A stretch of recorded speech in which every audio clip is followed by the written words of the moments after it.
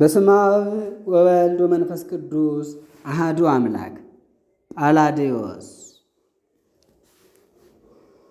ይህንን መጽሐፍ ጳላዲዮስ እየጠየቀ ቅዱስ ቄርሎስ እየመለሰ ሁለቱ በአንድ ተናግረውታል።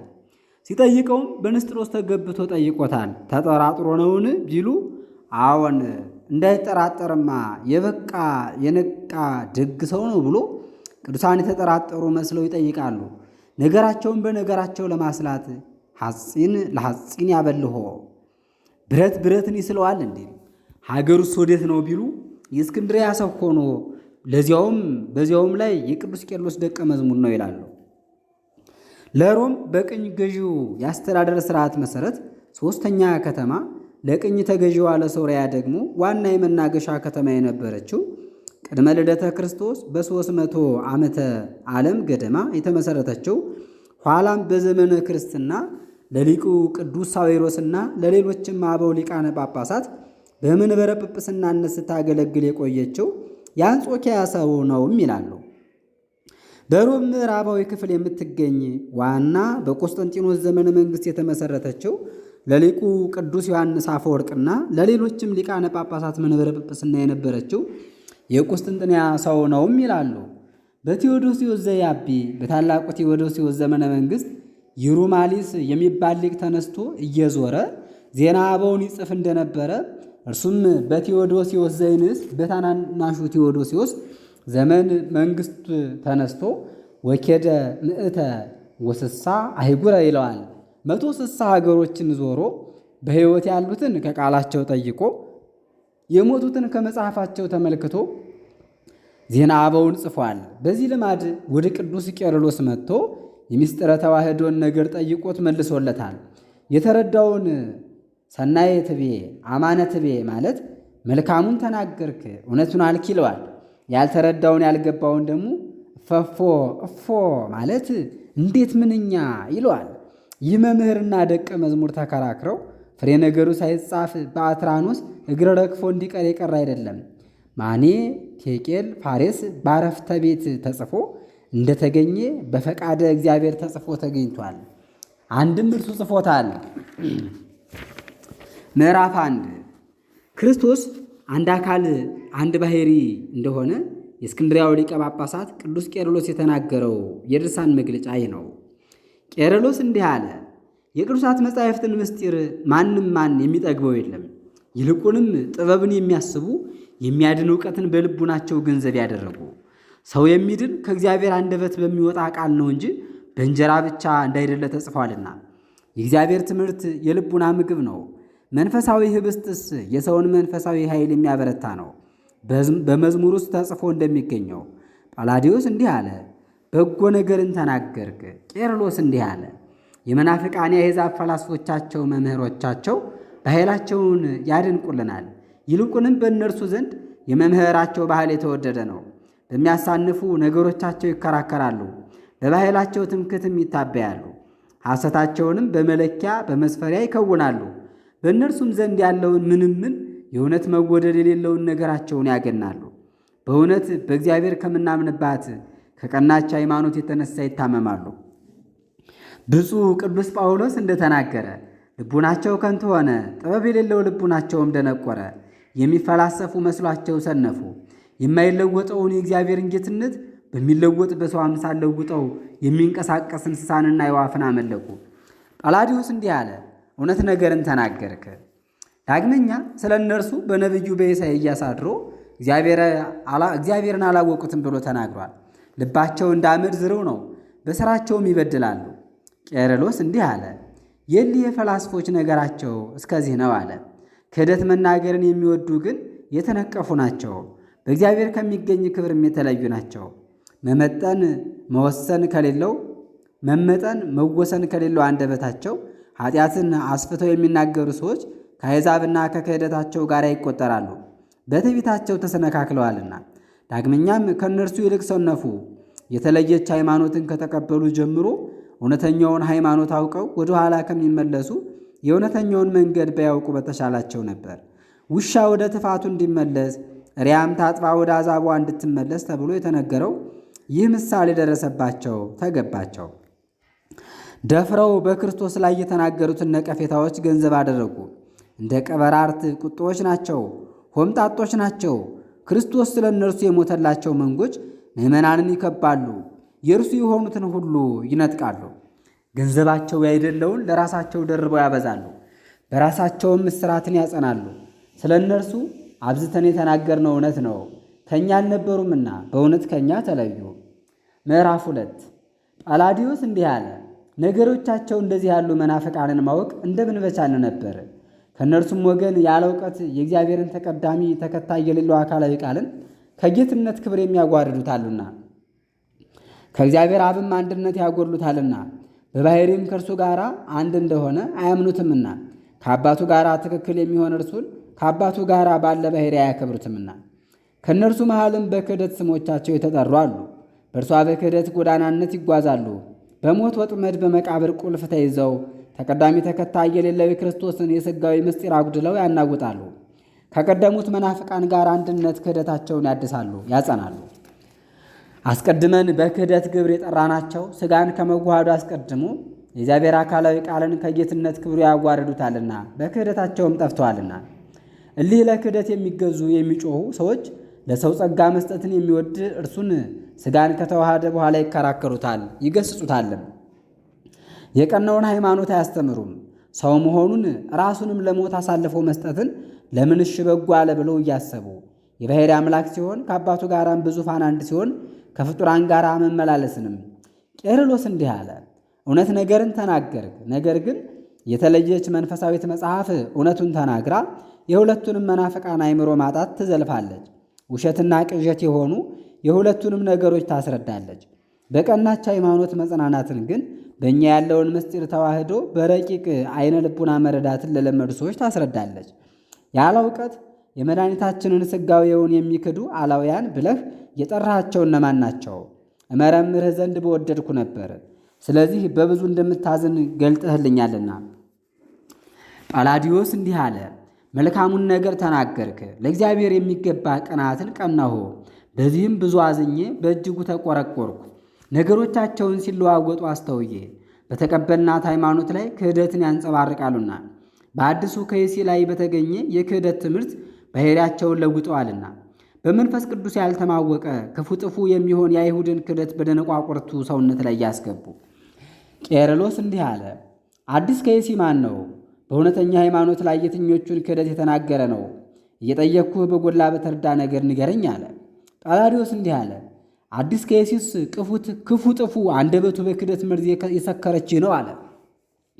ቅዱሳን መምህራንን በተቀበሏት ሃይማኖት ቅዱሳት መጻሕፍትን በተናገሩት ትምህርት ሁሉ ያልጸና ነው። እንግዳ ክህደትን ወደደ እንጂ ቅድስት ድንግል እመቤታችን አምላክን የወለደች እንደሆነች አለማመንንም ሩቅ ብእሲ ክርስቶስን የወለደች ናት ይላታል እንጂ በአራቱ ማዕዘን ዓለም ያለች በምትሆን በቤተ ክርስቲያን የቀናች ሃይማኖት የማይተባበር መናፍቅ ሌሎች ብዙዎች ክህደቶችን ይናገራል። ቄርሎስ እንዲህ አለ። እጠራጠራለሁ ከይሲ የተባለ ይህ ንስጥሮስ ነው፣ እንዲህ አስባለሁ። ነገር ግን የነገሮቹ መንገድ እንዴት ያለ ነው ማወቁን አልቻልሁም። ቅድስት ድንግልስ እንደምን አምላክን የወለደች አይደለችም ይላል።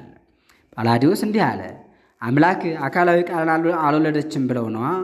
ከእርሷ አስቀድሞ ነበርና፣ እንኳንስ ከእርሷ አስቀድሞ ይቅርና ዓለም ሳይፈጠር ዘመን ሳይቆጠር ያለ ነበርና መቼመች ከእግዚአብሔር አብ ጋር የሚኖር ነው። ቄርሎስ እንዲህ አለ። አማኑኤል የባሕርይ አምላክ እንደሆነ በጎላ በተረዳ ነገር አያምኑም ምሳ ይኸውም እግዚአብሔር ከእኛ ጋር ማለት ነው። አማኑኤል እያለ የተረጎመ ወንጌላዊ ሐሰተኛን ይመስላል። እግዚአብሔር አብ በነቢዩ ቃል ከቅድስት ድንግል በሥጋ የተወለደው ሰው የሆነው አምላክ አማኑኤል እንዲባል እንዲህ አስተምሯልና። ጳላዲዮስ እንዲህ አለ። እነርሱ ግን የተዋሕዶን ነገር መንገድ እንዲህ አያስቡም። እግዚአብሔር በረድኤት ከእኛ ጋር ሆነ ይላሉ እንጂ ከሴት ከተወለደው ጋር ሳለ ዓለምን አድኖታልና። ቄርሎስ እንዲህ አለ። ንገረኝ፣ በመጽሐፍ እንደተጻፈ በጽኑ ሥልጣን ከፍ ከፍ ባለች ጌትነት እስራኤልን ከችግራቸው ነፃ ሲያወጣቸው በዚያ ከሙሴ ጋር አልነበረምን? ዳግመኛ ከእርሱ በኋላ የነበረ ኢያሱን ከሙሴ ጋር እንደነበርኩ እንዲሁ ከአንተ ጋር እኖራለሁ ብሎ እንደነገረው በአንጻሩ እናገኛለን። ጳላዲዮስ እውነት ነው አለ። ቄርሎስ እንዲህ አለ። ስለዚህማ ከእነዚህ አንዱም አማኑኤል አልተባለም ምሳ ይህ ስም በኋላ ዘመን ከድንግል ልዩ በሚሆን ልደት በሥጋ ለተወለደው ተስማማው ተገባው እንጂ። ምዕራፍ 3 ጳላዲዮስ እንዲህ አለ። ና እንመርምር፣ አምላክ እንደምን ባለ መንገድ ከሴት ተወለደ? ከመጀመሪያው ነውን?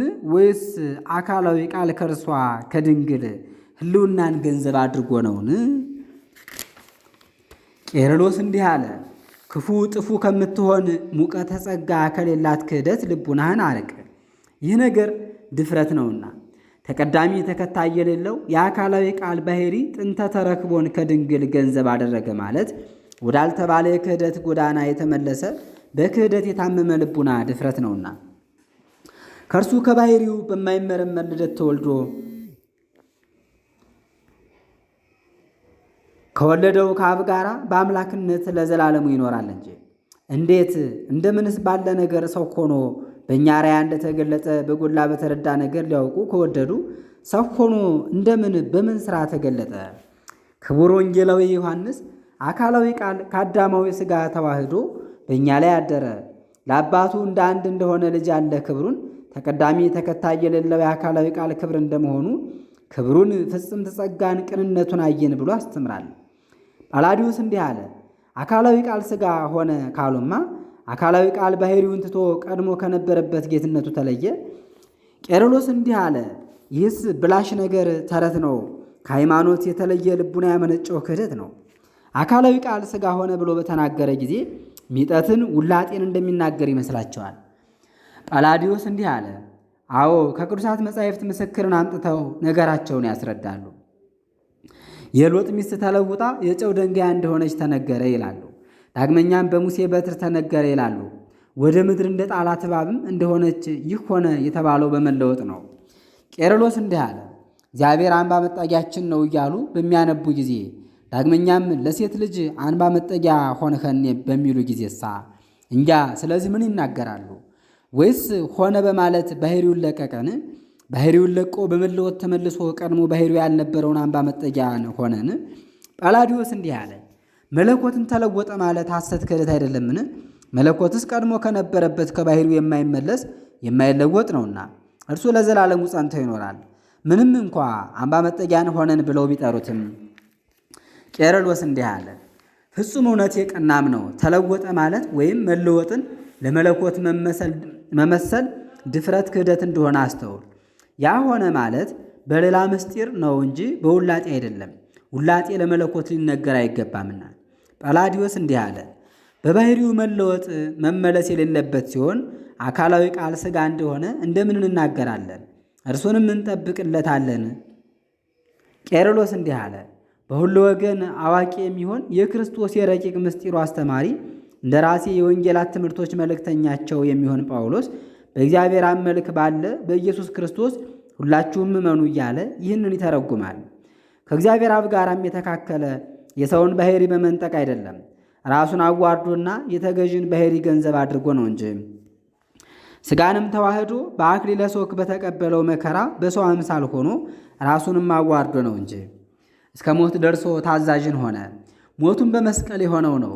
የጌትነቱ መታወቂያ ተቀዳሚ ተከታይ የሌለው አካላዊ ቃል በባሕሪው ከእግዚአብሔር የተገኘ እግዚአብሔር ሲሆን የወለደው አብን በመልክ የሚመስለው በባሕሪ የሚተካከለው ያለ ውላጤ ያለ መቀላቀል ሌላም እነዚህን የሚመስላቸው ነገር ሳይኖርበት ሰው እንደሆነ እይማ። ምዕመን ተስፋ በሚያደርጋት ደስታ ፈንታ ራሱን ከሥጋ አዋህዶ መከራ መስቀልን ንቆ አቃሎ የሰው ባሕሪ መጠንን አክብሮ የባሕሪ አምላክ እንደመሆኑ ለሞት ትገዛ የነበረች የሰውን ባሕሪ ከኃጢአት ለይቶ ያከብራት ዘንድ ከአዳም የተገኘቻችን ሥጋ የእርሱን ገንዘብ አድርጎ ወደ ቀደመ ቦታዋ ይመልሳት ዘንድ ወደደ እንጂ። የተዋሃዳት ሥጋም መናፍቃን እንደሚናገሩት ነፍስ ልቡና የሌላት አይደለችም። ነፍስ ልቡና ገንዘቦቿ የሚሆኑ ሥጋ ናት እንጂ ለመናገር የምትመች የሰውነት ሥራን ለመስራት የምትገባ መንገድና ሥጋ ናት እንጂ። እንደኛ ያለ ልደትን ሳይንቅ ሳያቃልል ተወለደ። ይኸውም በባሕሪው ጸንቶ ያለ ቀዳማዊ አምላክ ነው። ድንቅ ልዩ በሚሆን ልደት ከድንግል ተወለደ እንጂ በባሕሪው አምላክ ሲሆን በምድር ላሉት ሰዎች በእኛ አርአያ ይገለጽ ዘንድ ነው እንጂ በሌላ ባልተቻለም ነበርና። የማይዳሰስ ግዘፍ የሌለው በራሱ በላዩ ሥጋን ተዋህዶ ካልሆነ በቀር ያውም መለኮት ነው። ሰው መሆኑን እንደሚገባ ይገልጥ ዘንድ ያውም ከእኛ ባሕሪ የተገኘ ማለት ነው። ያለመለየት በአንድነት ሰው የሆነ የባሕርይ አምላክ ነውና። የባሕርይ አምላክ ሲሆን ሰውን በመምሰል ያለ ነው። የእሾህ አክሊልን ተሸክሞ በተቀበለው መከራ እንደ ሰው ተገለጠ። በእኛ ባሕርይ የተገለጠ እርሱ የባሕርይ አምላክ ነው። ገዢ የሚሆን እርሱ በተገዢ ባሕርይ ያለ ነው። እንዲህ ባለ ተዋህዶ አካላዊ ቃል ሥጋን እንደለበሰ እንናገራለን። በዚች ምስጢር ጎዳናም ቅድስት ድንግልን ወላዲተ አምላክ ናት ብለን እናምናታለን። ጳላዲዮስ እንዲህ አለ። በመናፍቃን ነገሮች ምክንያት ትምህርቶችን እናስተባብላቸው ዘንድ ትወዳለህን? ይህንንም አድርገን ልቡናችንን አብዝተን እናራቀቅ ዘንድ ወይስ ነገር የተረዳ የቀና እንደሆነ አውቀን ዝም እንበልን? ቄርሎስ እንዲህ አለ። ከእኛ የተነገረው ሁሉ በእውቀት ያለ ጥርጥር በመከናወን የተነገረ ከመንፈሳዊ መጽሐፍ የማይለይ ይመስለኛል። ነገር ግን እንግዲህ አንተም የሚወደደውን ተናገር፣ በመከራከር ብዙ ጥቅም ይገኛልና። ጳላዲዮስ እንዲህ አለ። አዋቂ ጳውሎስ ስለ ወልድ የተረገመና ኃጢአተኛም እንደሆነ ጽፎልናልና ይላሉ። ኃጢአትን የማያውቃት እርሱን አይሁድ ስለ እኛ ኃጥ ነው አሉት ብሏልና። ዳግመኛም ክርስቶስ ስለ እኛ ርጉም ተብሎ ከኦሪት ኃጢአት አዳነን ብሏል። ጳውሎስ እንዲህ ብሎ መናገሩ አካላዊ ቃል ክርስቶስ ተለውጦ ኃጥ ርጉም የሆነ አይደለም። መጽሐፍ ቅዱስ በሌላ ምሳሌ እንጂ ይናገራል፣ በእኛ ዘንድም እንዲህ ይታወቃል ይላሉ። አካላዊ ቃል ሥጋ ሆነ ያለውስ በየትኛው ምስጢር ነው? ቄርሎስ እንዲህ አለ። አካላዊ ቃል ሥጋ ሆነ ያለው ኃጢአተኛ የተረገመ እንደሆነ ለመናገር እንዲሁ ይመሳሰላል ያለው ነገር እውነት ነውን? ዳግመኛ በሌላ ምሳሌ የሐሳቡ ጎዳና ወደ ጥልቅ ክህደት ይወስዳል። ጳላዲዮስ እንዲህ አለ። እንጃ ይሆንን እንደምን ባልክ ነበር። ቄርሎስ እንዲህ አለ። ኃጢአትን የማያውቅ እርሱ ስለ እኛ ኃጢአተኛ ተባለ ብለን እንነግራቸዋለን። ስለ እኛ የተረገመ ተብሎ ከኦሪት መርገም አዳነን። ጳላዲዮስ እንዲህ አለ። ዘመኑ በደረሰ ጊዜ ነፍስን ሥጋን ተዋህዶ ሰው የሆነ ተቀዳሚ ተከታይ የሌለው የአካላዊ ቃልን የተዋህዶ ምስጢር እንደምን ባወቅን ነበር። ቄርሎስ እንዲህ አለ። የሁሉን ነገር ተዋህዶ ገንዘብ ባደረገ ጊዜ ስለ እኛ ሰው የሆነ በፈቃዱ ራሱን አዋህደ። ተራበ ለማለት እንደ ተራበ መጠን ሁለንተናው ኃይልን የተመላ ነውና በመለኮቱ ድካም ሳይስማመው ደከመ። እርሱ ለሁሉ ሕይወት ምግብ ሲሆን በነሳው ሥጋ በእርሱ ላይ ድካም ያለበት የተራበ ሥጋን የእርሱ ገንዘብ ባያደርገው ተራበ ባልተባለም ነበር። እንዲህም አይሁድ እንደሚሉት ከበደለኞች ጋር ባልተቆጠረም ነበር።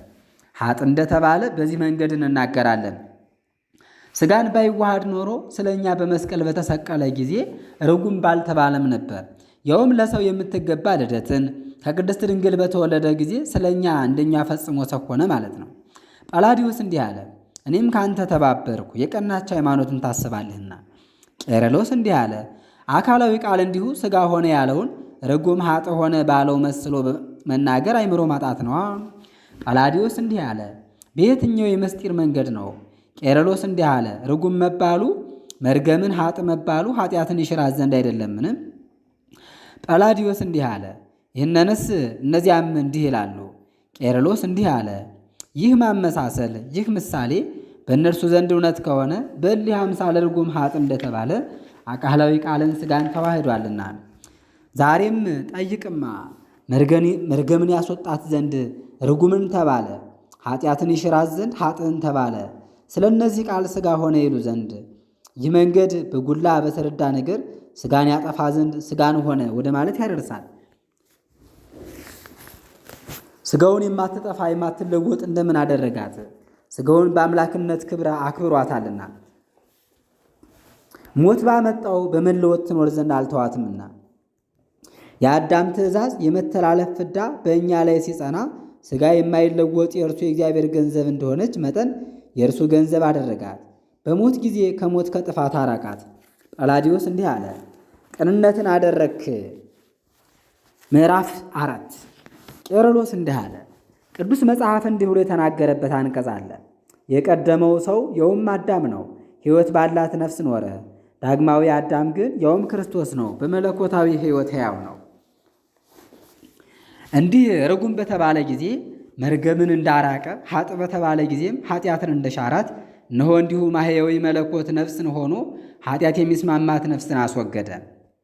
በዚህ ነገር ምሳሌ ሰው ሆነ ማለት ወደማይገባ ክህደት ያደርሳልና።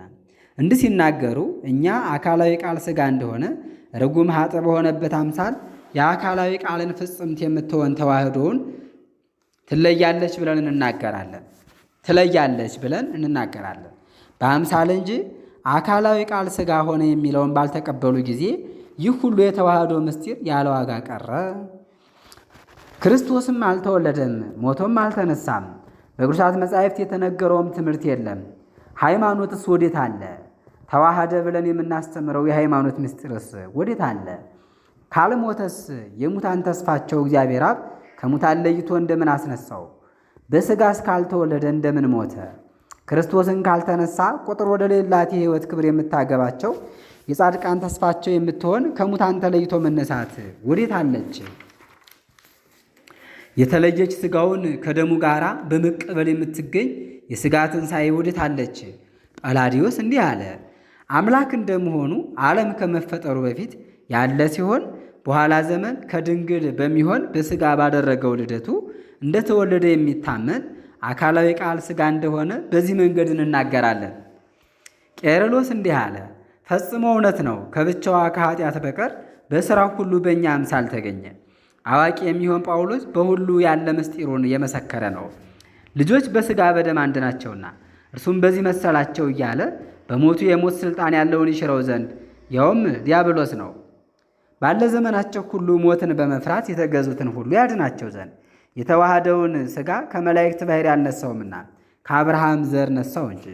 በዚህም ወንድሞቹን በሥራው ሁሉ መሰላቸው። በሥራው ሁሉ መምሰልም የዕለት ጽንስ የሰውነትም ሥራ ስለሚሆን ከድንግል መወለድም ነው። በባሕርዩ የማይታይ አምላክ በሥጋ የታየው መታየት ነው። ከሰማይ በላይ ያለ ልዑል ሲሆን ስለ እኛ እንደኛ ሆነ። የጌትነት ዙፋን የተገባው ሲሆን በሰውነቱ ራሱን ያጓረደ ነው። በባሕርዩ ገዢ ሲሆን በተገዢዎች ባሕርይ የተገኘው መገኘት ነው። የእግዚአብሔር አካላዊ ቃል ነውና። ጳላዲዮስ እንዲህ አለ። አንተስ ቀናውን ነገር ታስባለህ፣ ነገር ግን በማይመረመር በማይታወቅ ልደት ከእግዚአብሔር አብ የተወለደ አካላዊ ቃል ዳግማዊ ልደትን ከድንግል እንደተወለደ መናገር የተስተካከለ የቀና አይደለምና የሚሉትን ተረዳ። ለመለኮት በሚገባ ምስጢር ከአባቱ የተወለዳትን ቀዳማዊት ልደት ያፈርስበታልና። ቄርሎስ እንዲህ አለ። በጎላ በተረዳ ነገር ይክዱታላ። ስለኛ በፈቃዱ ራሱን ከሥጋ ጋር ባዋሃደ ጊዜ ቀናውን አልመከረም ይሉታል፣ ተለወጠም ይላሉ። የሃይማኖት ምስጢር ጥልቀት በእነርሱ ዘንድ ሐሰት ነው። ተቀዳሚ ተከታይ የሌለው የእርሱ በሚሆን ሥጋ የሚሰራ ሥራም በምድር ለሚያደርጉት የማይጠቅም ነው ይላሉ። ነገር ግን እውነተኛ የተዋህዶ ምስጢር የሚጸና በመናፍቃን አነጋገር አይደለም። ያለ እውቀት እንዲናገሩ መጠን ሐዋርያት ይከራከሯቸዋል እንጂ በአንድ መንገድስ እንኳን የክርስቶስን ምስጢር አያውቁም። እግዚአብሔር አብ አካላዊ ቃልን ከባሕርዩ በአንዲት ልደት ወልዶታልና። ነገር ግን የሰውነት በሚሆን የሥጋዌ ሥራ የሰውን ባሕርይ ሊያድንበት ወደደ። ከእግዚአብሔር አብ የተወለደ አካላዊ ቃል ከድንግል መወለዱ ሳይደረግ እኛን በመምሰል የኃጢአትን ልማድ በሥጋው አባል ይቀጣ ዘንድ ባልተቻለውም ነበርና በባሕርዩ በማያውቀው በሞቱ ሞትን ያጠፋ ዘንድ በሞቱ እንደመሰልነው በትንሣኤውም እንመስለዋለን። ቀድሞ የነበረ እርሱ በጎላ በተረዳ ነገር በሥጋ በእውነት ተወለደ። የእኛን ባሕርይ ገንዘብ አደረገ። ያውም ያመንበት እኛ ነን። የሥጋ ልጆች እንደመሆናችን በእርሱ አምነን እንድን ዘንድ የእኛን መከራ የእርሱ ገንዘብ ያደርግ ዘንድ እኛም የእርሱን ሕይወት ገንዘብ እናደርግ ዘንድ በእርሱ ድህነት እኛን ከብር ዘንድ የባሕርይ ባለጠጋ ሲሆን ስለ እኛ ራሱን ድሃ አድርጓልና። አካላዊ ቃል ሥጋን አልተዋህደም የሚሉ በሥጋም ከድንግል አልተወለደም የሚሉ ሰዎች የተዋህዶ ሃይማኖትን ይነቅፉታል። ሰውን በመውደድ ባሕርዩን ከእኛ ባሕርይ ጋር አዋህዶ የባሕርይ ባለጸጋ ሲሆን ካልደኸየ እኛም የእርሱን ክብር አልከበርንም። ገና በድህነት በመርገም በሞት በኃጢአትም ተይዘን እንናገራለን እንጂ አካላዊ ቃል ግን ሰው እንደሆነ መጠን አዳነ። ከመርገም የተነሳ የተቀበለውን መከራ ከሰው ባሕርይ አራቀ። ድህነታችን የሚገኝበት የልጅነታችን መገኛ የሚሆን ተዋህዶን ከነቀፉ የአለኝታችን መሠረት የሚሆን ሃይማኖትን ካፈረሱ ሰው ሆኖ የሠራው ሥራ ወዴት አለ? አካላዊ ቃል ሥጋን ተዋህደማ ብዬ እንደተናገርኩ የሞት ሥልጣን ያለውን ዲያብሎስን አምርሮ ድል አልነሳውም፣ ከሥልጣኑም አልተሻረም። ኃጢአትም በአንድ ሥራ እንኳ አልተወገደችም። ኃጢአት ተፋች ብለው ያስተማሩ መምህራንም በነገራቸው በትምህርታቸው አበሏ። በቀደመው ሰው ትእዛዝ መተላለፍ የውም አዳም ነው። በእርሱ በመጣ ፍዳ መስለነው እንኖራለን እንጂ በጌታችን በመድኃኒታችን በኢየሱስ ክርስቶስ የተደረገ አንዲትንስ እንኳ ተስፋ አላገኘንም። ጳላዲዮስ እንዲህ አለ፣ የተናገርኸውን አወቅሁ ተረዳው። ቄርሎስ እንዲህ አለ፣ በባሕሪው እንደኛ ካልሆነ በደም በሥጋ የመሰለን በእኛ ዘንድ የታመረ ማን ነዋ? ሰው ሲሆን በሥጋ እንደመሰለን ከሚናገርለት ማን የለም። ሰው በተፈጥሮው ደምና ሥጋ ነውና በባሕሪው ነፍስ ሥጋ የሆነ ሰው እንደምን መሰለን? የአካላዊ ቃል ባሕሪ ልዩ ነውና በባሕሪው ያልነበረ ደምን ሥጋን በመዋሃድ መሰለን እንጂ። አሁን ያች ነገራቸው ፈራሽ ብላሽ አልሆነችምን? ጳላዲዮስ እንዲህ አለ፣ እጅግ ፈጽሞ ብላሽ ፈራሽ ናት። ምዕራፍ 5 ቄርሎስ እንዲህ አለ፣ የእግዚአብሔር አካላዊ ቃል በሥጋ ከድንግል የተወለደውን ልደቱን የሚክዱ ሰዎች ነገራቸው እውነት እንዳልሆነ ሌላም አንቀጽ እንዳለ ተረዳ። ሕይወት የሚሆን ሥጋው ገንዘቡ ካልሆነ በምን ሥራ ያድነናል? እስኪ ንገሩን። ለኃጢአት ተገዥ የሚሆን የሩቅ ብእሲ ደምነቱ እውነት ከሆነ የኢየሱስ ክርስቶስ ደምስ ከኃጢአታችን ሁሉ እንደምን ይለየናል? ከድንግል የተወለደ ለኦሪት ሕግ ያገለገለ ልጁን እግዚአብሔር እንደምን ላከው? ኃጢአትንስ በሥጋው እንደምን ፈረደባት? ከእኛ ጋር በኃጢአት የሚገዛ እንደኛ ያለ ወራዳ ሩቅ ብእሲ ኃጢአትን ይፈርድባት ይቀጣት ዘንድ ባልቻለም ነበርና ኃጢአትን ለማያውቃት ለአካላዊ ቃል በዚህ እውነተኛ መንገድ ተዋህዶ በዚያ ሥጋዊ ኃጢአትን ጣረኝነቷን ጋረኝነቷን አራቀ እንጂ። አካላዊ ቃል እግዚአብሔር በባሕሪ ሥጋችንን በማትመረመር በማትነገር ተዋህዶ አከበረው። የባሕሪ አምላክ ሕይወትን የሚያድል የባሕሪ ክብርን የተመላ አደረገው። በቀደመች በክርስቶስ በኩርነት ከብረናል። ከኃጢአትና ከሙስና በላይ ሆነን ተሻል። ብፁዕ ጳውሎስ እንዳስተማረ መሬታውያን መምሰልን እንደለበስን ሰማያዊ መምሰልን እንለብሳለን። ይኸውም ክርስቶስ ነው።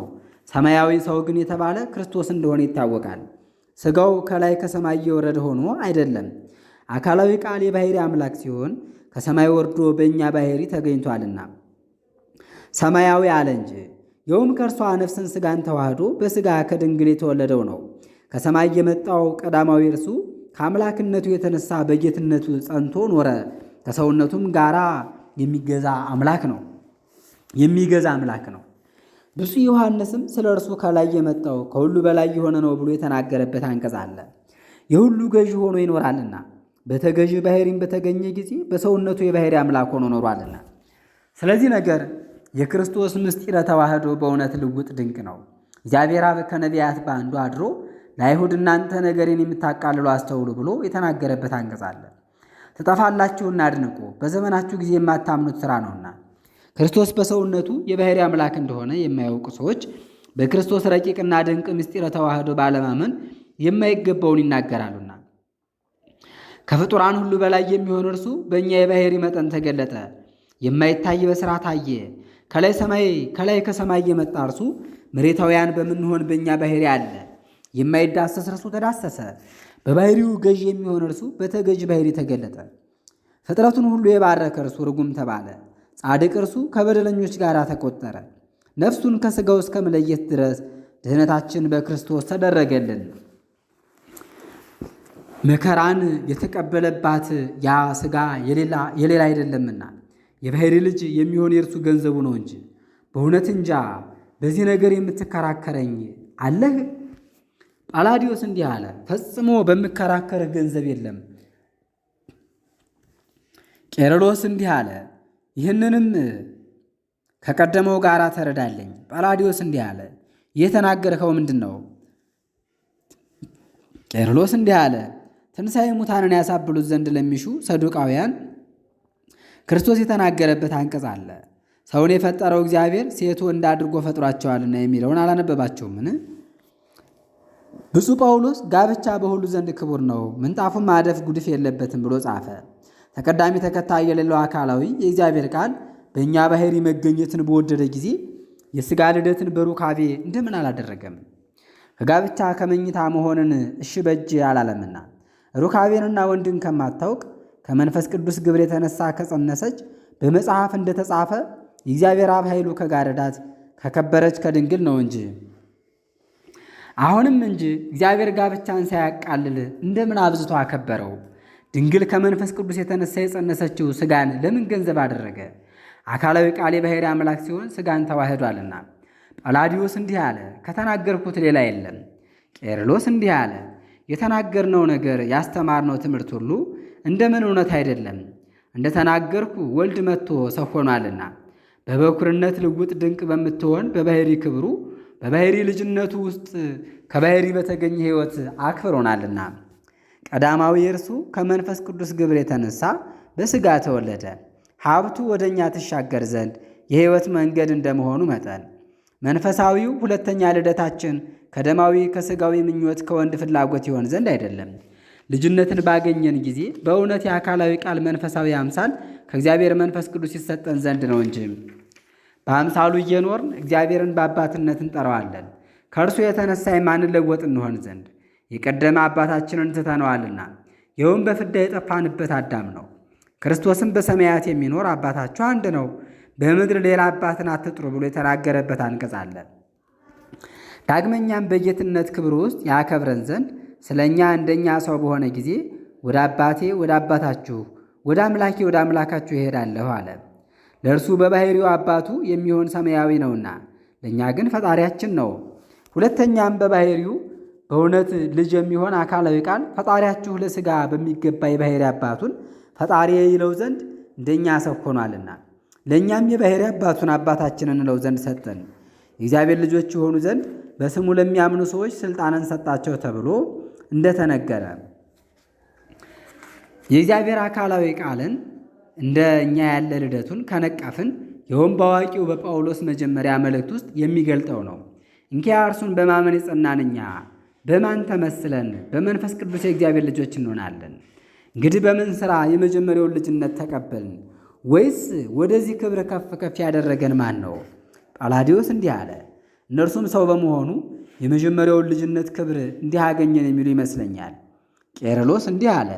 በማትለይ በማትለወጥ ተዋህዶ የሰውን ሥጋ ገንዘቡ አድርጎ ካልተዋሃደ ሰውም ካልሆነ የሌላ አይደለ የእርሱ ገንዘብ መሆኑስ ካልታወቀ ይህ እንደምን እውነት ይሆናል? እኛም መንፈሳውያን ልጆቹን እንሆን ዘንድ እንደዚህ የወልድን የልጅነት ክብር ጸጋ ገንዘብ አደረግን።